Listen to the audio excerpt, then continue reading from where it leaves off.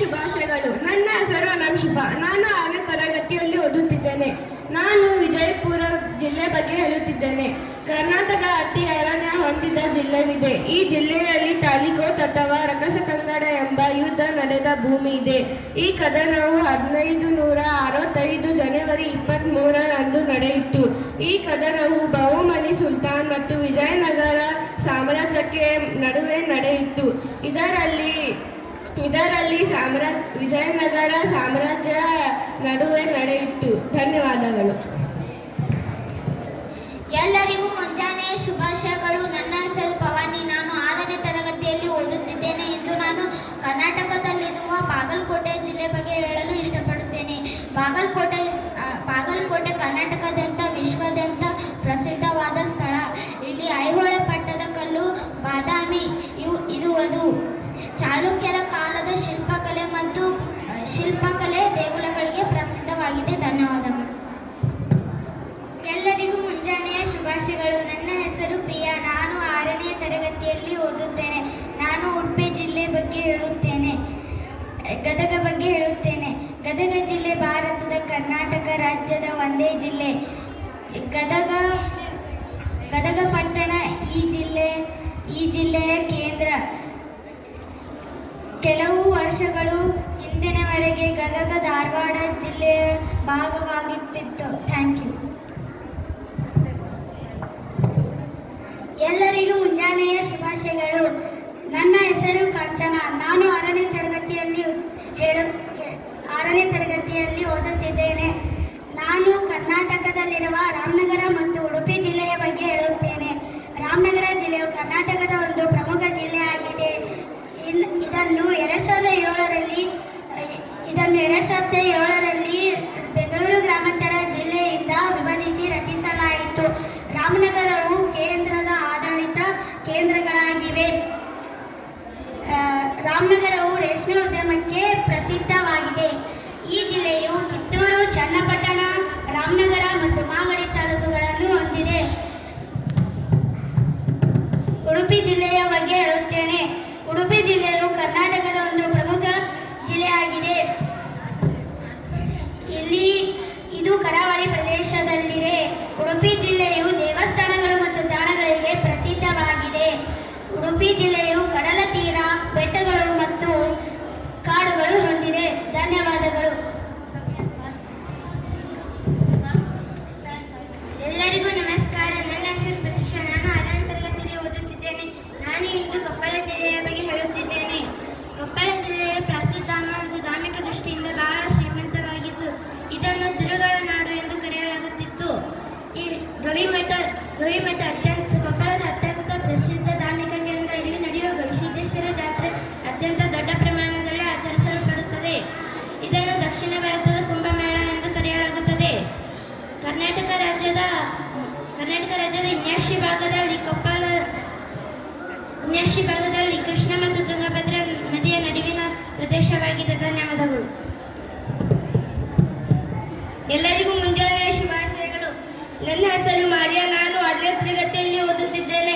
ಇಂದು ನಾನು ಧಾರವಾಡ ಜಿಲ್ಲೆ ಬಗ್ಗೆ ಹೇಳುತ್ತಿದ್ದೇನೆ. ಧಾರವಾಡ ಜಿಲ್ಲೆಯನ್ನು 1997ರಲ್ಲಿ ವಿಭಜಿಸಿ ಹಾವೇರಿ ಮತ್ತು ಗದಗ ಜಿಲ್ಲೆಯನ್ನು ರಚಿಸಲಾಯಿತು. ಧಾರವಾಡ, ಬೆಳಗಾವಿ ಮತ್ತು ವಿಜಯಪುರಗಳನ್ನು ಪ್ರಮುಖ ಶಿಕ್ಷಣ ಕೇಂದ್ರವಾಗಿ ಬೆಳೆದಿದೆ. ಧಾರವಾಡ ದೊಡ್ಡ ಕೈಗಾರಿಕೆ ಕೇಂದ್ರ. ಧಾರವಾಡ ಜಿಲ್ಲೆಯಲ್ಲಿ 7 ತಾಲೂಕುಗಳಿವೆ. ಇಲ್ಲಿ ವಿಶೇಷತೆಯಲ್ಲಿ ಧಾರವಾಡ ಪೇಡ ಮತ್ತು ಮಿರ್ಚಿವಡ. ಇಲ್ಲಿ ಪ್ರಮುಖವಾದ ಬೆಟ್ಟಗಳು ಮತ್ತು ಕಾಡುಗಳಿವೆ. ಧನ್ಯವಾದಗಳು. ಎಲ್ಲರಿಗೂ ಮುಂಜಾನೆಯ ಶುಭಾಶಯಗಳು. ನನ್ನ ಹೆಸರು ಸಲ್ಮಾ. ನಾನು 6ನೇ ತರಗತಿಯಲ್ಲಿ ಓದುತ್ತಿದ್ದೇನೆ. ನಾನು ಕೊಡಗು ಜಿಲ್ಲೆಯ ಬಗ್ಗೆ ಹೇಳುತ್ತಿದ್ದೇನೆ. ಕೊಡಗು ಜಿಲ್ಲೆಯ ಹಿಂದಿನ ಹೆಸರು ಕೂರ್ಗ. ಕೊಡಗು ಕಾಡುಗಳಿಂದ ವೈಭವೀಕರಿಸಿದ ಕರ್ನಾಟಕದ ಅತ್ಯಂತ ಸುಂದರ ಗಿರಿಧಾಮವಾಗಿದೆ. ಕೊಡಗು ವನ್ಯಜೀವಿ ಸಂಪನ್ಮೂಲಗಳಿಂದ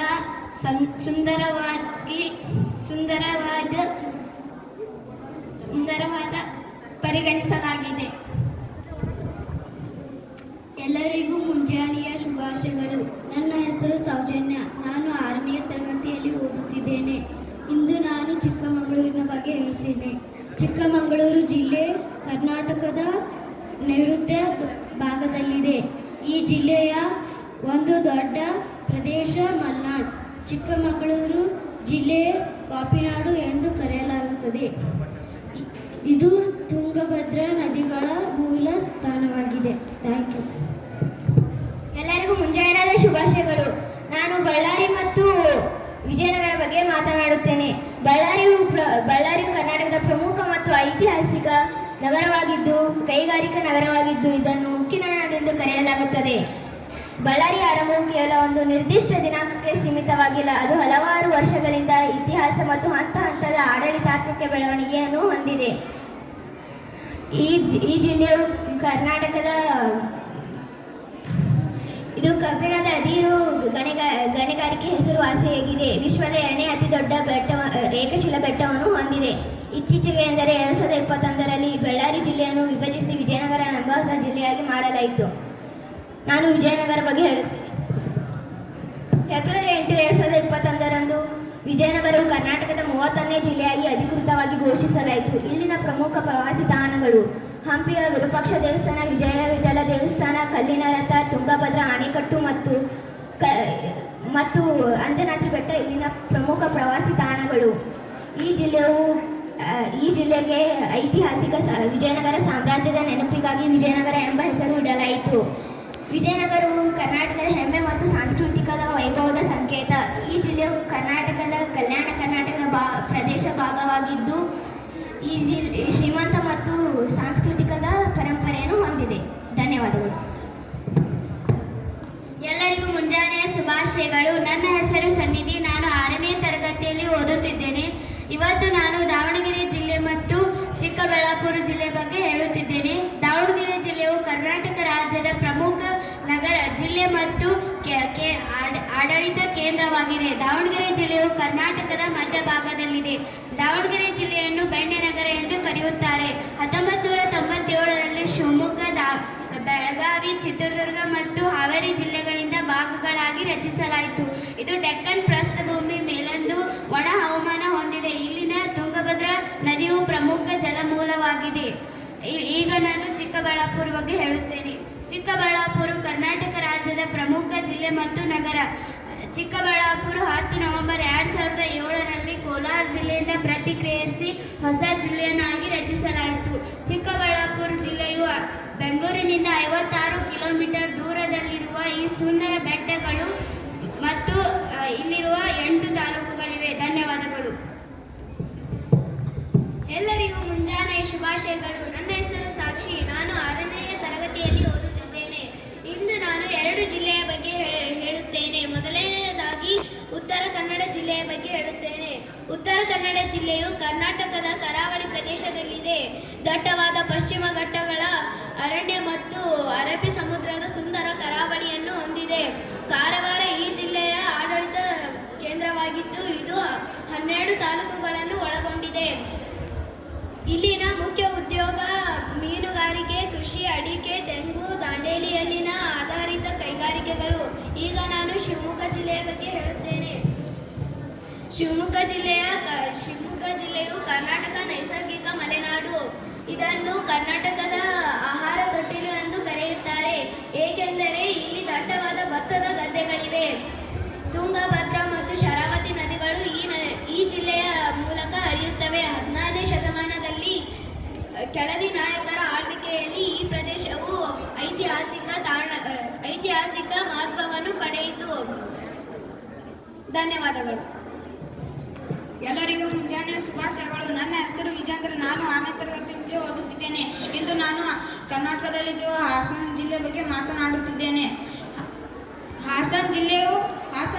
ಹಾಸನ ಕರ್ನಾಟಕ ರಾಜ್ಯದ ಕೇಂದ್ರ ಕಾರ್ಯಸ್ಥಾನ. ಇಂದು ಹಾಸನ ಜಿಲ್ಲೆಯು ಹೊಯ್ಸಳ ವಾಸ್ತುಶಿಲ್ಪಕ್ಕಾಗಿ ಪ್ರಪಂಚದಾದ್ಯಂತ ಪ್ರಮುಖವಾಗಿದೆ. ಧನ್ಯವಾದಗಳು. ಎಲ್ಲರಿಗೂ ಮುಂಜಾನೆಯ ಶುಭಾಶಯಗಳು. ನಾನು ಇಂದು ಬೀದರ್ ಜಿಲ್ಲೆ ಬಗ್ಗೆ ಹೇಳುತ್ತೇನೆ. ಬೀದರ್ ಜಿಲ್ಲೆಯು ತನ್ನ ಕರಕುಶಲ ಆಗಿದೆ. ಉತ್ತಮ ಗಳಿಗೆಗಳು ಮತ್ತು ಅದರ ಶ್ರೀಮಂತ ಇತಿಹಾಸಕ್ಕೆ ಹೆಸರುವಾಸಿಯಾಗಿದೆ. ಧನ್ಯವಾದ. ಸರ್ ರೋಷನ್. ನಾನು 6ನೇ ತರಗತಿಯಲ್ಲಿ ಓದುತ್ತಿದ್ದೇನೆ. ನಾನು ಬೆಂಗಳೂರು ನಗರ ಬಗ್ಗೆ ಹೇಳುತ್ತೇನೆ. ಬೆಂಗಳೂರು ಕರ್ನಾಟಕದ ರಾಜಧಾನಿಯಾಗಿದೆ. ಬೆಂಗಳೂರು ನನಗೆ ಮುಂಜಾನೆಯ ಶುಭಾಶಯಗಳು. ನನ್ನ ಹೆಸರು ಸುದರ್ಶನ್. ನಾನು 6ನೇ ತರಗತಿಯಲ್ಲಿ ಓದುತ್ತೇನೆ. ನಾನು ತುಮಕೂರು ಬಗ್ಗೆ ಹೇಳಲು ಇಷ್ಟಪಡುತ್ತೇನೆ. ತುಮಕೂರು ದಕ್ಷಿಣ ಕರ್ನಾಟಕದ ಪ್ರಮುಖ ಜಿಲ್ಲೆ ಕೇಂದ್ರವಾಗಿದೆ. ತುಮಕೂರು ಜಿಲ್ಲೆಯು 1832ರಲ್ಲಿ ಜಾರಿಗೆ ಬಂದಿತ್ತು. ಎಲ್ಲರಿಗೂ ಮುಂಜಾನೆಯ ಶುಭಾಶಯಗಳು. ನನ್ನ ಹೆಸರು ಗಣೇಶ್. ನಾನು 6ನೇ ತರಗತಿಯಲ್ಲಿ ಓದುತ್ತಿದ್ದೇನೆ. ನಾನು ಮೈಸೂರು ಮತ್ತು ಮಂಡ್ಯ ಜಿಲ್ಲೆ ಬಗ್ಗೆ ಹೇಳಲು ಇಷ್ಟಪಡುತ್ತೇನೆ. ಮೈಸೂರು ಕರ್ನಾಟಕದ ಸಾಂಸ್ಕೃತಿಕ ರಾಜಧಾನಿಯಾಗಿದ್ದು ಅದರ ಅರಮನೆಗಳು, ಚಾಮುಂಡಿ ಬೆಟ್ಟ, ದಸರಾ ಹಬ್ಬ ಮತ್ತು ಶ್ರೀಗಂಧದ ಕೆತ್ತನೆಗಳು ಹೆಸರುವಾಸಿಯಾಗಿದೆ. ಐತಿಹಾಸಿಕವಾಗಿ ಒಡೆಯರ ರಾಜವಂಶ ಆಳ್ವಿಕೆಯಲ್ಲಿ ಬೆಳೆದ ಈ ನಗರ ಪ್ರವಾಸಿಗರ ನೆಚ್ಚಿನ ತಾಣವಾಗಿದೆ. ಮೈಸೂರು ಪಾಕ್ ಮತ್ತು ರೇಷ್ಮೆ ಸೀರೆಗಳಿಗೆ ತುಂಬ ಪ್ರಸಿದ್ಧವಾಗಿದೆ. ಇಲ್ಲಿ ಅನೇಕ ಅರಮನೆ ಇರುವುದರಿಂದ ಅರಮನೆಗಳ ನಗರ ಎಂದು ಕರೆಯಲಾಗುತ್ತದೆ. ಮೈಸೂರು ವಿಭಾಗದ ಆಡಳಿತ ಕೇಂದ್ರ ಆಗಿದೆ. ನಾನು ಈಗ ಮಂಡ್ಯ ಜಿಲ್ಲೆ ಬಗ್ಗೆ ಹೇಳುತ್ತೇನೆ. ಕರ್ನಾಟಕದ ಒಂದು ಜಿಲ್ಲೆ ಮಂಡ್ಯ ನಗರ ಕರ್ನಾಟಕದ ಸಕ್ಕರೆ ಬೌಲ್ ಎಂದು ಕರೆಯಲ್ಪಡುತ್ತದೆ. ಶ್ರೀರಂಗಪಟ್ಟಣ, ಮೇಲುಕೋಟೆ, ನಂಜನಗೂಡು, ಕನ್ನಂಬಾಡಿ, ಪಾಂಡವಪುರ ಇವು ಇಲ್ಲಿನ ಪ್ರಮುಖ ಸ್ಥಳಗಳು. ಕಾವೇರಿ ನದಿ ಹರಿದು ಹೋಗುವ ಈ ಪ್ರದೇಶ ಮಂಡ್ಯದಿಂದ ಬೆಂಗಳೂರಿಗೆ 100 ಕಿಲೋಮೀಟರ್ ದೂರವಿದೆ. ಧನ್ಯವಾದಗಳು. ಎಲ್ಲರಿಗೂ ಮುಂಜಾನೆಯ ಶುಭಾಶಯಗಳು. ನನ್ನ ಹೆಸರು ಸುನೀಲ್. ನಾನು 6ನೇ ತರಗತಿಯಲ್ಲಿ ಓದುತ್ತಿದ್ದೇನೆ. ಇಂದು ಬೆಂಗಳೂರು ಗ್ರಾಮಾಂತರ ಬಗ್ಗೆ ಹೇಳುತ್ತಿದ್ದೇನೆ. ಬೆಂಗಳೂರು ಗ್ರಾಮಾಂತರ ಜಿಲ್ಲೆಯ ಕರ್ನಾಟಕದ ಒಂದು ಜಿಲ್ಲೆಯಾಗಿದೆ. ಬೆಂಗಳೂರು ಗ್ರಾಮಾಂತರ ಈ ಜಿಲ್ಲೆಯು 2007ರಲ್ಲಿ ರಚಿಸಲಾಯಿತು. ಧನ್ಯವಾದಗಳು.